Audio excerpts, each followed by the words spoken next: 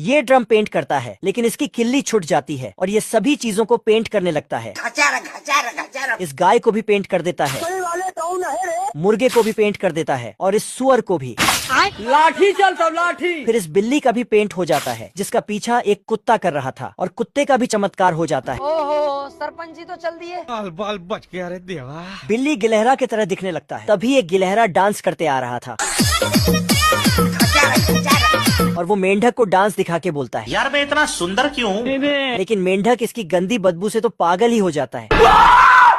बैगन साला इसकी बदबू इतनी खतरनाक थी कि सारे फूल दम तोड़ देता है और इस मक्खी की भी राम नाम सत्य हो जाता है। तभी इसकी नजर बिल्ली पे जाती है और ये उसे पटाने जाता है, लेकिन बिल्ली भी इसकी खतरनाक बदबू सूंघ के भागती है। चलो 1 2 3 भागो। मगर हरामी गिलहरा ऊपर ही खड़ा था। क्या रे भिकमंगिया, क्या देख रहा है?